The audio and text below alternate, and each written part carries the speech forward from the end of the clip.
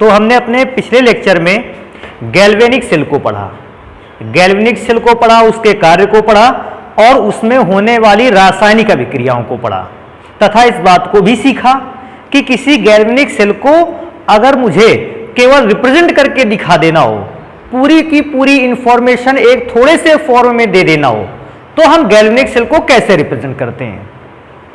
तो आज हम क्या करेंगे कि कई प्रकार के अलग अलग गैल्वेनिक सेल लेंगे। गैल्वेनिक सेलों का रिप्रेजेंटेशन हमें दिया गया होगा और उस रिप्रेजेंटेशन से गैल्वेनिक सेल के विषय में लगभग जितनी भी ज्यादा से ज्यादा जानकारी हो पाएगी हम उसे इकट्ठा करेंगे। गैल्वेनिक सेल का रिप्रेजेंटेशन हमें मिलेगा, हम उससे उस सेल के विषय में जितनी ज्यादा से ज्यादा जानकारी इकट्ठा होगी हम आप उसको प्रोवाइड करेंगे। तो हम स्टार्ट करते हैं अपने किसी एक गैल्वेनिक सेल को लेकर कि उस गैल्वेनिक सेल के रिप्रेजेंटेशन से हम क्या इंफॉर्मेशन निकाल सकते हैं। तो मेरे पास एक गैल्वेनिक सेल है, मैं उसको चेक करता हूं। जैसे मुझे एक गैल्वेनिक सेल दिया जाए, क्या गैल्वेनिक सेल दिया जाएगा, कुछ इस प्रकार से दिया गया है Zn solid slash Zn double plus AQ। आगे मुझे दिया गया है Ag positive ion, Ag solid. अगर ये सेल का रिप्रेजेंटेशन है इन शॉर्ट फॉर्म, मुझे कोई भी सेल अगर इस फॉर्म में लिखा मिल जाता है तो मैं उसके विषय में ज्यादा से जानकारी कैसे प्राप्त कर सकता हूं, मुझे ये आना चाहिए। क्योंकि आपको देखिए एक सबसे बड़ी बात है, जितना आपने गैल्वेनिक सेल में डैनियल सेल के लिए चीजें पढ़ रखी हैं शायद है उतना किसी सेल में नहीं पढ़ने को मिलेगा। लेकिन अगर हम केवल सेल को देखकर ही उसकी पूरी इंफॉर्मेशन जान जाएं, ये तो ज्यादा अच्छा रहेगा। तो हम स्टार्ट करते हैं कि सेल को देखकर ज्यादा से ज्यादा इंफॉर्मेशन कैसे निकाली जा सकती है। तो देखिए सेल को देखकर ज्यादा से ज्यादा इंफॉर्मेशन ऐसी मिलती है कि सबसे पहले हमें सेल की रिएक्शंस लिखनी होंगी और फिर उसके बाद में जो भी जानकारी मिलेगी उसको लिखूंगा। सेल की रिएक्शंस को कैसे लिखेंगे, मैं पहले सेल को देखता हूं। बेटा आप सभी जानते हो कि सेल एक नहीं बल्कि दो इलेक्ट्रोडों से मिलकर बनता है। सेल एक ऐसी डिवाइस है जिसमें दो इलेक्ट्रोड होते हैं और उन दोनों इलेक्ट्रोडों में से किसी एक इलेक्ट्रोड पर संपन्न होती है ऑक्सीकरण अभिक्रिया और किसी दूसरे इलेक्ट्रोड पर संपन्न होती है अपचयन अभिक्रिया। तो मैं स्टार्ट करता हूं। देखिए मैंने सेल का सबसे पहला पार्ट देखा, तो मैं फर्स्ट पार्ट में सेल का क्या देखता हूं।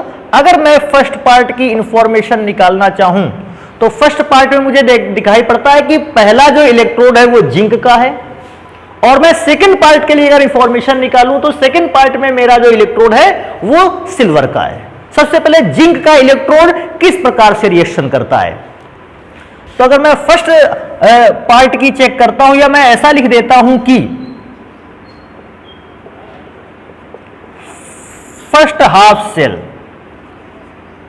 तो फर्स्ट हाफ सेल में मुझे रिएक्शन कैसे मिलती है। सबसे पहले रिएक्शन मिलती है कि Zn जो था वो सॉलिड के फॉर्म में था। इसके कुछ समय बाद मैंने देखा कि Zn सॉलिड फॉर्म से आयन के फॉर्म में चेंज हो गया। Zn सॉलिड फॉर्म में था लेकिन अब ये Zn जो है वो आयन के फॉर्म में चेंज हो गया है। AQ का मतलब है जलीय विलयन, विलयन पर चला गया। मैं इसे एक और इंफॉर्मेशन निकाल सकता हूं कि जिंक अभी प्लेट पर था, सॉलिड फॉर्म का अर्थ है, और प्लेट में था पहले और कुछ देर बाद जिंक वही विलयन पर चला गया, अर्थात जिंक प्लेट से छूटकर कहां चला गया, विलयन में। और जब वो विलयन में गया तो वो आयन के फॉर्म में चेंज हुआ। अब आप सभी जानते हो पॉजिटिव आयन के फॉर्म में चेंज होने का मतलब है इसने इलेक्ट्रॉनों का क्या किया होगा, त्याग किया होगा। तो मैं वो इलेक्ट्रॉन कहां लिखूं, तो मैं चेक करता हूं इलेक्ट्रॉन मुझे राइट साइड पे लिख देना चाहिए।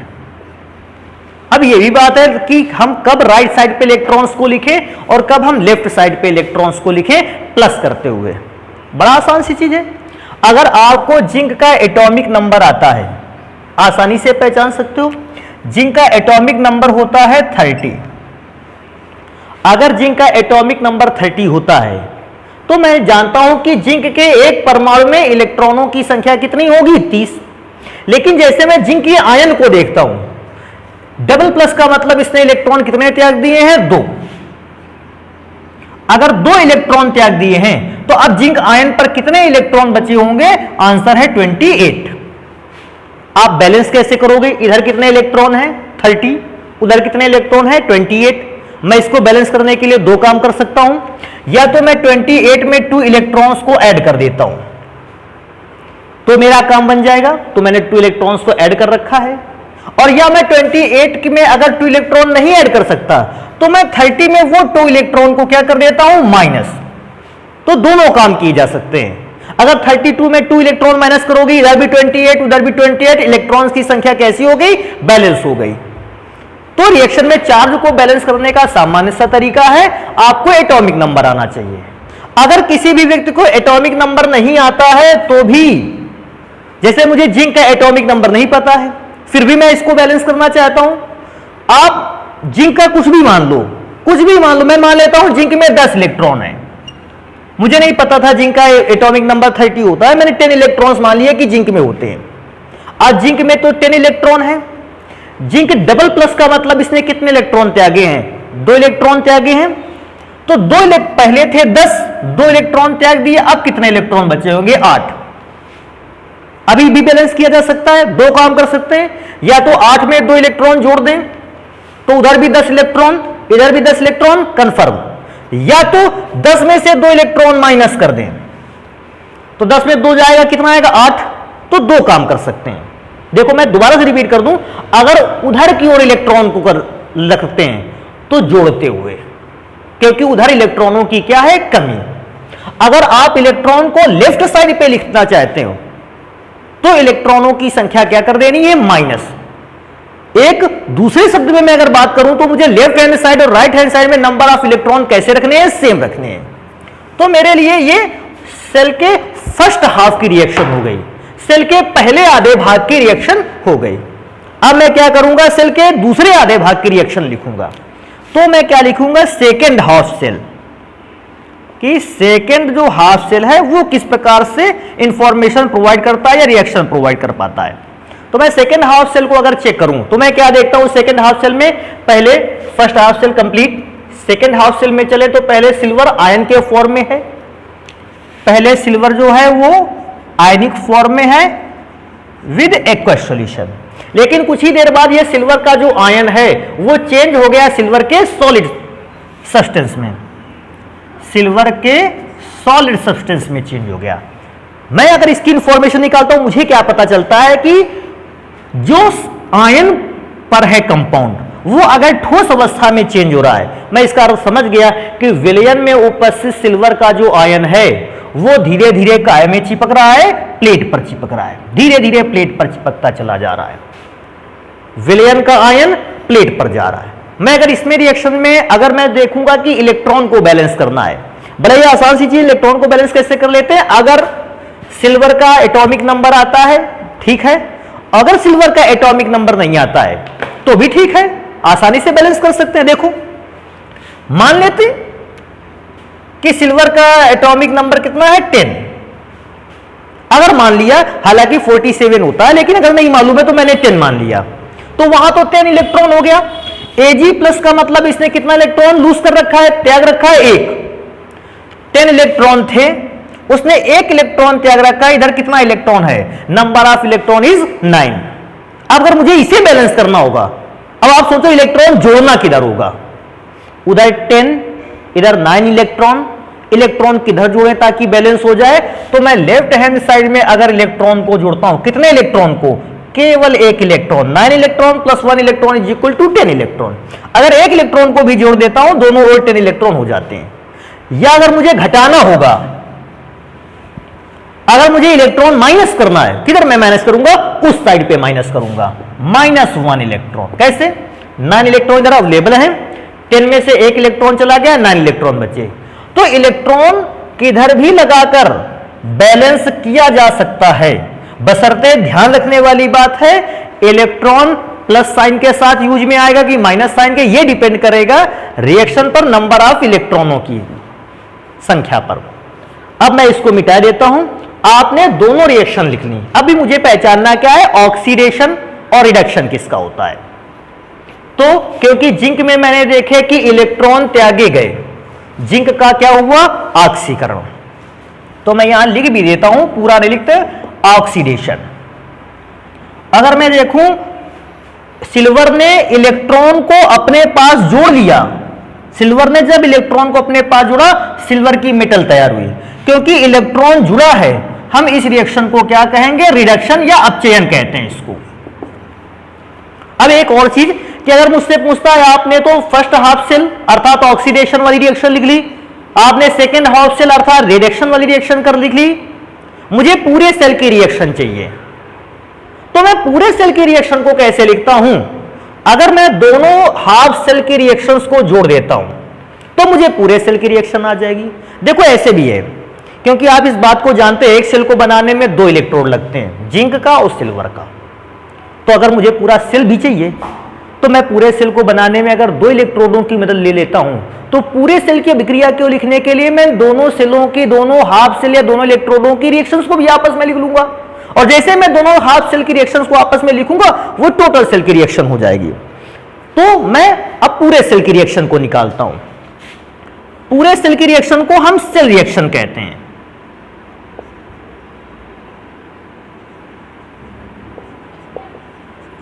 बेटा सेल रिएक्शन कैसे लिखी जाए, अगर मैं दोनों सेल्स की रिएक्शन को, दोनों हाफ सेल की रिएक्शंस को आपस में ऐड कर दूं, निकल आएगा टोटल सेल रिएक्शन। लेकिन टोटल सेल रिएक्शन निकालने के लिए भी बेटा सबसे इंपॉर्टेंट चीज क्या है, मैं उसको लिख के दिखाता हूं। कैसे, क्या ये दोनों जो हाफ सेल की रिएक्शन लिखी हैं या दोनों इलेक्ट्रोडों पर होने वाली अभिक्रियाएं लिखी हैं, क्या मुझे ऐसे ही डायरेक्ट जोड़ लेना चाहिए या मुझे इसके अलावा भी कुछ कार्य करना चाहिए?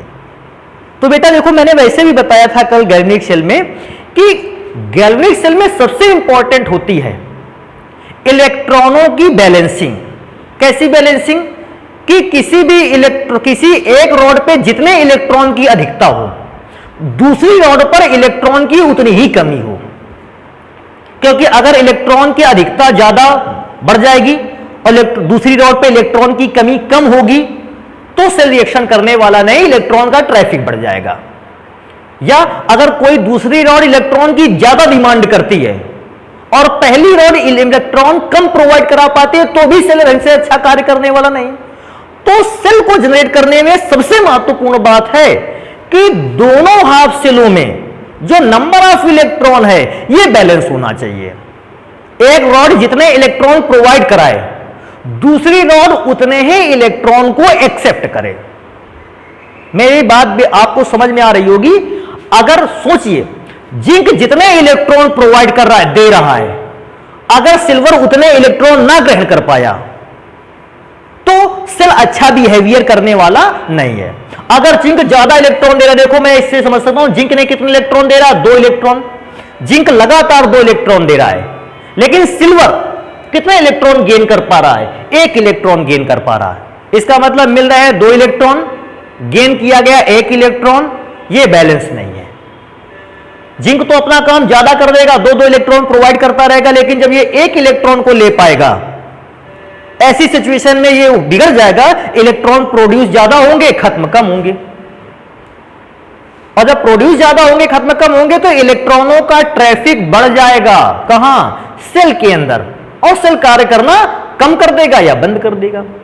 तो सबसे इंपॉर्टेंट चीज है कि सेल को बनाने के लिए हमें इलेक्ट्रॉन को बैलेंस करना जरूरी है। तो इलेक्ट्रॉन बैलेंस कैसे हो, इसमें number of electron is 2 and number of electron is 1 मोल। मुझे कैसे करना क्या होगा, मुझे इक्वेशन फर्स्ट में तो कोई चेंज नहीं करना होगा, लेकिन जो मेरे पास इक्वेशन सेकंड है, मुझे एक ऐसा चेंज करना होगा, मुझे इक्वेशन सेकंड को 2 से मल्टीप्लाई कर देना होगा और फिर दोनों को जोड़ना होगा। तो मैं क्या लिखूंगा, equation first plus equation 2 multiply by 2।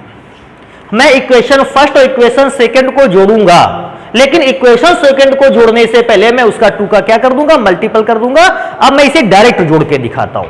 कैसे जोड़ के दिखाते हैं, लेफ्ट हैंड साइड में लेफ्ट हैंड साइड वाले अवयव जुड़ेंगे और राइट हैंड साइड में राइट हैंड साइड वाले अवयव जुड़ेंगे। तो ये हो गया एरो का साइन। अब मैं पहले लेफ्ट हैंड साइड वालों को देखता हूं। लेफ्ट हैंड में फर्स्ट रिएक्शन में कौन लिखा है, जेडियन विद सॉलिड फेस प्लेट के रूप में। लेफ्ट हैंड साइड में इसका तो हो गया। सेकेंड इक्वेशन पे लेफ्ट हैंड साइड में क्या लिखा है, AG plus with aqueous solution. अभी सोचने वाली बात है, मुझे इक्वेशन सेकेंड पे कितना का मल्टीपल करना था, 2 का। अगर मैं 2 का मल्टीपल कर देता हूं तो 2AG। आगे चलते हैं। सर जी इसको नहीं लिखा, इसको क्यों नहीं लिखा, क्योंकि जब 2 का मल्टीप्लाई होगा तो 2 इलेक्ट्रॉन एंड 2 इलेक्ट्रॉन, इधर के 2 इलेक्ट्रॉन से उधर का 2 इलेक्ट्रॉन कैंसिल हो जाएगा, अर्थात ये जितने इलेक्ट्रॉन प्रोवाइड करेगा उतने ये एक्सेप्ट कर लेगा, इलेक्ट्रॉन खत्म। अभी सोचो, एक व्यक्ति 10 इलेक्ट्रॉन दे रहा है, दूसरा 10 ले रहा है, तो रिएक्शन बैलेंस है, एक भी इलेक्ट्रॉन नहीं बच रहा, जितने प्रोवाइड हो रहे हैं उतने की डिमांड भी है, खत्म भी हो रहे हैं, एक को एक्स्ट्रा इलेक्ट्रॉन बचने वाला नहीं। तो इसने 2 इलेक्ट्रॉन दिए, वो इसने 2 इलेक्ट्रॉन कैसे कर लिए, ग्रहण कर लिए, क्योंकि मैंने 2AG इस्तेमाल कर लिया, तो मैं इलेक्ट्रॉन्स को लिखने वाला नहीं, 2 का मल्टीपल है वो कैंसिल हो जाएगा। अब मैं राइट साइड पे आ जाता हूं तो मुझे सबसे पहले मिलता है Zn double plus with aqueous solution and 2 electron तो कैंसिल हो गया था। मैं नीचे आ जाता हूं तो सिल्वर, लेकिन बेटा ध्यान रखने वाली बात है, सिल्वर वाले पर 2 का मल्टीपल था, तो मुझे ये एक रिएक्शन मिलके आ जाती है जिसे मैं सेल रिएक्शन कहता हूं। अब मुझे सेल रिएक्शन को देखकर या इस रिएक्शन को देखकर या इस पूरी चीजों को देखकर मुझे क्या क्या इंफॉर्मेशन मिलती है, मैं इसको लिखता हूं। आखिर मैंने इसको बनाया, मैंने सेल के रिप्रेजेंटेशन को देखते हुए मैंने दोनों इलेक्ट्रोडों अर्थात दोनों हाफ सेल की रिएक्शन लिखी, फिर दोनों हाफ सेल को आपस में मिलाया, पूरे सेल की रिएक्शन लिखी या ओवरऑल सेल रिएक्शन लिखी। इतना लिखने के बाद क्या मैं इतना ही लिखने आया था, नहीं, इससे भी मुझे जानकारी मिली। अब मैं लिखूंगा कि मुझे क्या क्या जानकारी मिली, इंफॉर्मेशन क्या क्या प्रोवाइड हुई, तो मैं इंफॉर्मेशन इधर लिखना स्टार्ट करता हूं। बेटा क्या क्या इंफॉर्मेशन मिली, सबसे पहली इंफॉर्मेशन, आपने सेल बनाने में कितने इलेक्ट्रोड यूज किए हैं, जिंक और सिल्वर 2 इलेक्ट्रोड यूज किए हैं। अगर 2 इलेक्ट्रोड यूज किए हैं तो मुझे सबसे पहले चेक कर लेना चाहिए ऑक्सीकरण किस इलेक्ट्रोड पर हुआ है, अपचयन किस इलेक्ट्रोड पर हो गया है। तो मेरे पास लिखा है ऑक्सीडेशन जिंक के इलेक्ट्रोड पर, अपचयन सिल्वर के इलेक्ट्रोड पर। पहली इंफॉर्मेशन, ऑक्सीडेशन किसके इलेक्ट्रोड पर हुआ है, जिंक के इलेक्ट्रोड पर हुआ है। और रिडक्शन की बात की जाए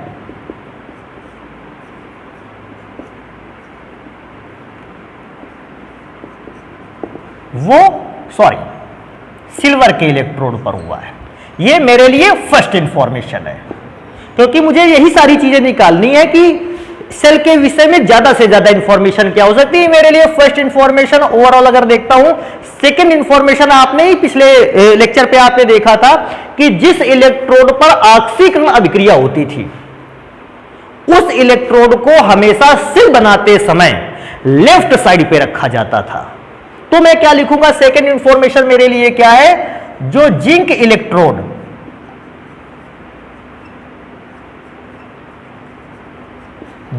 इलेक्ट्रोड है सेल को बनाते समय लेफ्ट हैंड साइड पे इसको रखा जाएगा, लेफ्ट साइड पे रखा जाएगा।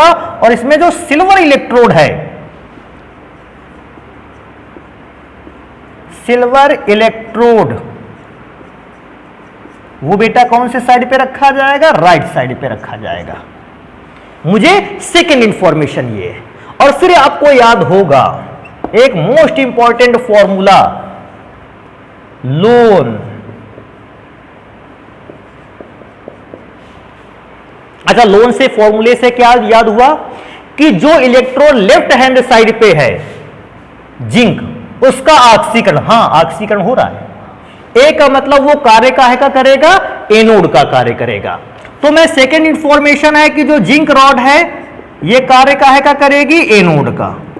तो पक्का है जो सिल्वर की रॉड होगी वो कार्य काहे का करेगी, कैथोड का। जिंक एनोड और सिल्वर कैथोड। एक और इंफॉर्मेशन अगर मैं एन से देखता हूं, निगेटिव, अर्थात लेफ्ट हैंड साइड पर ऑक्सीडेशन वाला इलेक्ट्रोड एनोड कहलाता है विद निगेटिव टर्मिनल, और हम उस एनोड को निगेटिव टर्मिनल के नाम से जानते हैं। तो मैं यहां इसमें लिखे भी देता हूं निगेटिव।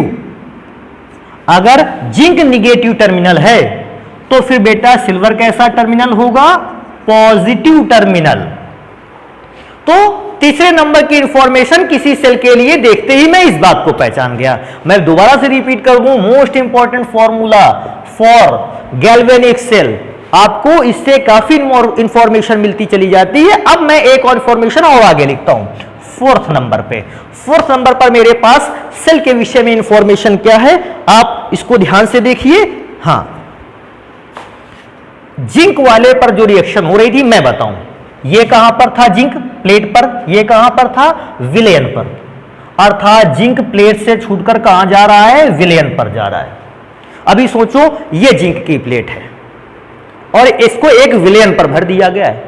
अगर जिंक से पार्टिकल छूटकर विलयन में जाते रहेंगे जाते रहेंगे जाते रहेंगे, तो ये जिंक की प्लेट धीरे धीरे कैसी होने लगेगी? कमजोर होने लगेगी, पतली होने लगेगी, क्योंकि इसमें जो पार्टिकल है वो विलयन में घुल रहे हैं, इसमें जो पार्टिकल है वो विलयन में घुल रहे हैं, अर्थात जिंक की प्लेट घुल रही है।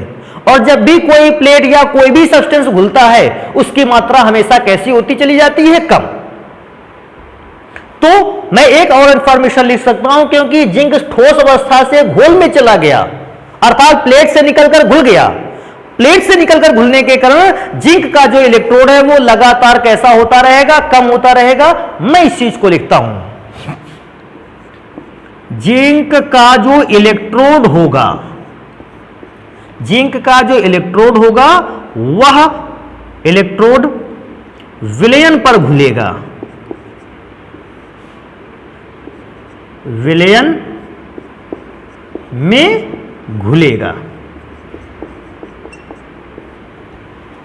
और कॉपर के विषय में कुछ इंफॉर्मेशन मैं ले लेता हूं कि कॉपर की इलेक्ट्रोड का क्या रहेगा। तो बड़ा आसान सी चीज है, सॉरी कॉपर की मैं बात नहीं कर रहा, मैं सिल्वर की बात करता हूं, क्योंकि मेरे लिए रिप्रेजेंटेशन जो दिया गया है वो सिल्वर के लिए दिया गया है। देखो बेटा, सिल्वर एक्यू का मतलब है ये घोल पर था, विलयन पर था, लेकिन जो घोल वाला सिल्वर है वो धीरे से कौन से रूप में बदल गया? प्लेट में। घोल का सिल्वर प्लेट में चेंज हो गया। अर्थ समझते हैं इसका?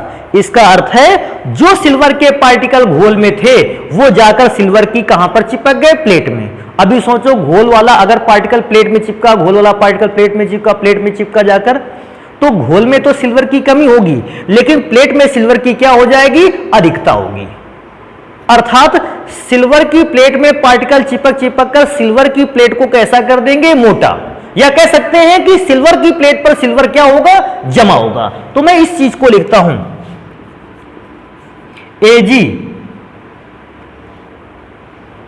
एजी के इलेक्ट्रोड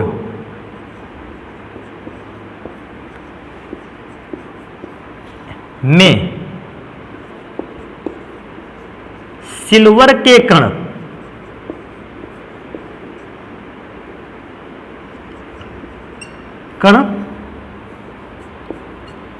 जमेंगे। अर्थात सिल्वर का इलेक्ट्रोड धीरे धीरे कैसा होता रहेगा? मोटा होता रहेगा। और बेटा सेल की एक खासियत होती है, आप एक और चीज समझ चुके होंगे, सेल की खासियत क्या होती है? सेल तभी पोटेंशियल डिफरेंस जनरेट कर सकता है जब सेल के एक इलेक्ट्रोड पर ऑक्सीकरण अभिक्रिया हो और सेल के दूसरे इलेक्ट्रोड पर कौन सी अभिक्रिया हो? अपचयन। इस प्रकार से पूरे सेल में एक नहीं बल्कि दो अभिक्रियाएं होती हैं।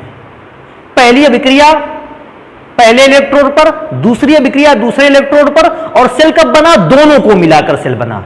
इसलिए पूरे सेल पर एक अभिक्रिया नहीं बल्कि कितनी अभिक्रियाएं होती हैं? दो अभिक्रियाएं होती हैं। कौन कौन सी अभिक्रिया होती है?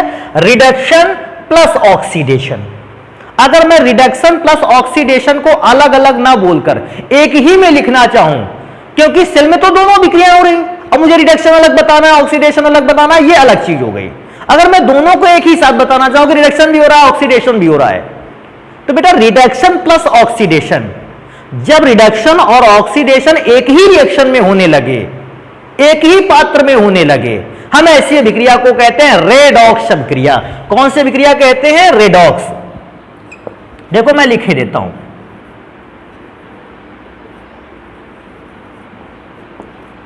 सेल में रेडॉक्स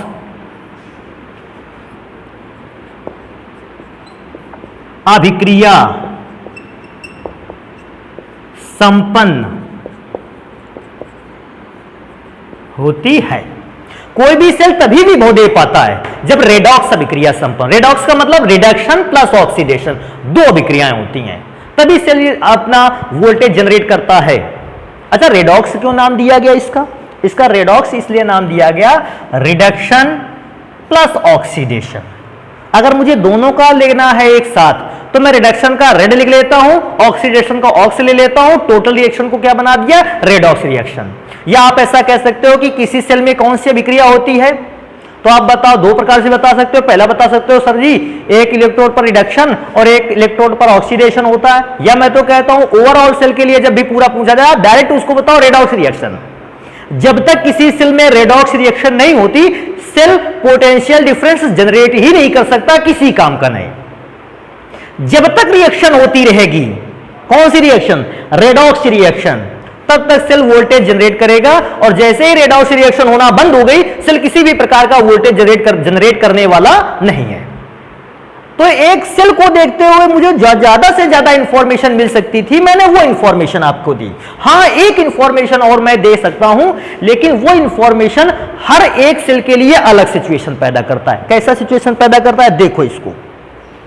आपने 2 मिनट पहले इस बात का अनुभव किया कि जिंक विलयन में घुल रहा है, आपने लिखा भी जिंक का इलेक्ट्रोड विलयन में घुलता चला जा रहा है, और सिल्वर का इलेक्ट्रोड या सिल्वर के इलेक्ट्रोड में सिल्वर के कण चिपक रहे हैं, अर्थात जिंक घुल रहा है और सिल्वर जम रहा है। तो इसको देखो कैसे पहचान सकते हैं। जिंक और सिल्वर को मैं चेक करता हूं, आपको पता है जिंक क्या हो रहा है, घुल रहा है, और सिल्वर क्या हो रहा है, जमना स्टार्ट कर रहा है। जिंक का 1 मॉलिक्यूल है या 1 मोल है, और सिल्वर के कितने मोल है, 2 मोल। इसका मतलब जितनी देर में 1 मोल जिंक घुलता है, क्योंकि जिंक क्या हो रहा है, घुल रहा है, जितने समय में 1 मोल जिंक घुल जाता है विलयन में, उतने समय में 2 मोल सिल्वर प्लेट पर जम जाता है। लेकिन अब यहां पर अगर 2 की जगह पर 3 होगा किसी सेल में, तो वो अलग हिसाब से रहेगा। मैं इस इंफॉर्मेशन को अलग तौर पे लिख देता हूं। ये केवल इंफॉर्मेशन केवल इसी सेल के लिए। क्या इंफॉर्मेशन रहेगी, इसको मैं नोट पर लिखता हूं। जितने समय में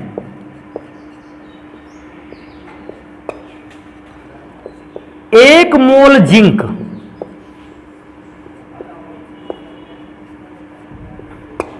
विलयन में घुलता है,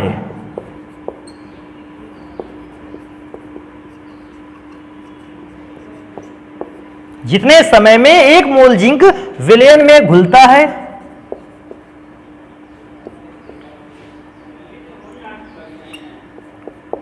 उतने ही समय में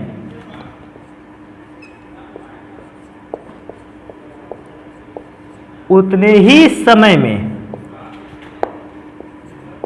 2 मोल सिल्वर चांदी भी कह सकते हैं, सिल्वर प्लेट पर जमता है। तो मुझे एक इंफॉर्मेशन इस बात से भी मिलती है कि जितने समय में आप 1 मोल जिंक को विलयन में घुलता हुआ देखते हैं, केवल उतना ही समय लगता है 2 मोल सिल्वर को प्लेट पर जमने में। वैसे भी एक सेल तभी खराब होता है जब उसका एक इलेक्ट्रोड विलयन में घुलकर समाप्त हो जाता है। जब एक इलेक्ट्रोड विलयन में घुलकर समाप्त हो जाता है, आप कह देते हो सेल क्या हो गया, बेकार हो गया, अब सेल का कोई यूज नहीं है। सेम चीज है, इसमें कौन सा इलेक्ट्रोड खराब होगा, जिसका ऑक्सीकरण हो रहा है। ऑक्सीकरण शब्द से आप आसानी से, ऑक्सीडेशन का मतलब विलयन पर घुलना, वो इलेक्ट्रोड जब तक विलयन पर घुलता रहेगा, वो धीरे धीरे खत्म ही हो रहा है। एक समय जैसे इलेक्ट्रोड की मैक्सिमम अमाउंट जल में घुल गई, विलयन पर घुल गई, आपका जो इलेक्ट्रोड था वो बेकार हो गया। इलेक्ट्रोड के बेकार हो जाने से आपके सेल ने रिएक्शन करना है, सेल ने कार्य करना क्या कर दिया है, बंद कर दिया है। तो किसी भी गैल्वेनिक शेल को जो मुझे केवल रिप्रेजेंट करके दे दिया जाता है, मैं इतनी इंफॉर्मेशन सेल से आसानी से निकाल सकता हूं, क्योंकि मुझे बताना था पहली बार में, आपको समझाना था। मैंने हर एक इंफॉर्मेशन को अलग तरीके से स्टेप वाइज लिख दिया है।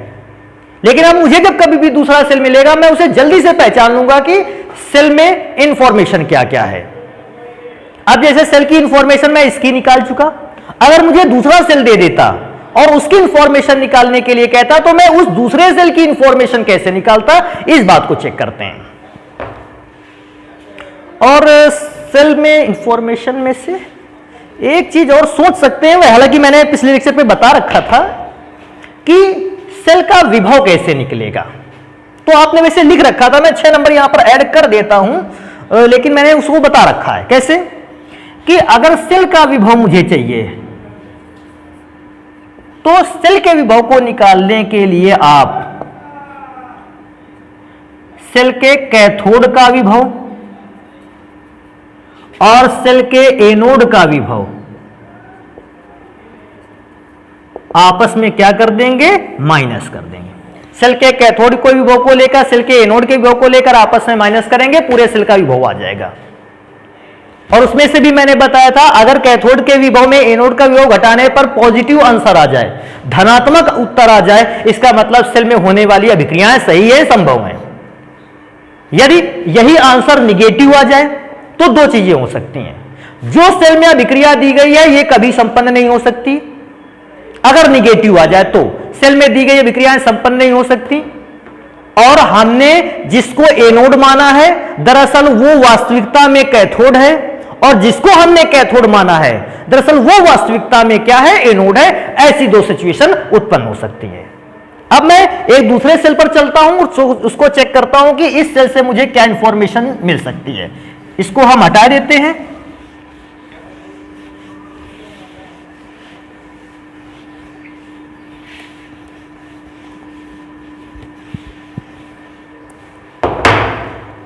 अब जैसे मेरे पास एक और सेल है, कैसा सेल है, कहता है निकिल। ये मेरे पास एक सेल रिप्रेजेंट करके दिया गया है in solid form, nickel positive charge 1 molar concentration, AQ की जगह पर 1 मोलर कंसंट्रेशन, अर्थात निकिल के जो लवण का जलीय विलयन भरा गया है उसकी सांद्रता 1 मोल पर लीटर है। बस, बाकी अब साल्ट ब्रिज को लिखेंगे। आगे copper 1 molar concentration and copper solid. आपको ये एक सेल दे दिया गया है। अब आपको करना क्या है इसमें से, अब इस सेल में से हमको सेल की रिएक्शन लिखनी है। तो हमें सबसे पहला क्या करना है कि सेल अभिक्रिया को लिखना है। ये मेरे लिए सबसे पहले क्वेश्चन मार्क है, मैं सेल अभिक्रिया को कैसे निकालूं। तो आसान सी चीज है, पहले आप निकिल की रिएक्शंस को लिखेंगे, फिर आप कॉपर की रिएक्शन को लिखेंगे। निकिल की रिएक्शन फर्स्ट हाफ सेल करके लिखी जाएगी और सेकंड हाफ सेल करके लिखी जाएगी कॉपर की रिएक्शन। फिर मैं दोनों रिएक्शंस को बैलेंस करके पूरे सेल की अभिक्रिया निकालूंगा। और सेकंड नंबर पे मुझे क्या करना है, सेकंड नंबर पे मुझे ये जितनी भी जानकारी दी गई थी राइट हैंड साइड पर लिखी हुई कुछ, मुझे ये सारी जानकारी इस सेल के लिए निकालना होगा। तो मैं इस नंबर को पूरी तरह से छोड़ देता हूं। सेकंड नंबर में मुझे क्या निकालना होगा, इंफॉर्मेशन निकालनी होगी कि इस सेल के विषय में आप क्या मैक्सिमम से मैक्सिमम जानकारी को प्राप्त कर सकते हैं। तो मैं इस सेकंड नंबर पे लिखे गए सेल के इंफॉर्मेशन को आपके जिम्मे पर छोड़ देता हूं, आप निकालोगे। आपको इस इंफॉर्मेशन निकालने में अगर कोई भी कठिनाई हो, कहीं पर भी प्रॉब्लम हो, वैसे मेरा अंदाजा है प्रॉब्लम होने वाली नहीं, लेकिन अगर फिर भी प्रॉब्लम होती है तो आप मुझे बता देना, मैं उसको सॉल्व करके रख दूंगा। अब आज हम अपने लेक्चर पर इतना ही रखते हैं। अब हम अपने नेक्स्ट लेक्चर पे जब भी मिलेंगे तो हम पढ़ेंगे नर्नस इक्वेशन। नर्नस इक्वेशन के विषय में पढ़ेंगे कि आखिर इस इक्वेशन के थ्रू हम कर क्या सकते हैं। बहुत ही अच्छी कमाल की इक्वेशन है जिससे हम काफी मैजिकल चीजें निकाल के प्राप्त कर सकते हैं आसानी से। तो आज हम लोग इतनी चीजें रखते हैं, आप इसके विषय में इंफॉर्मेशन निकालिएगा और बाकी की पढ़ाई के लिए हम नेक्स्ट लेक्चर पर मिलने वाले हैं। तब तक के लिए धन्यवाद।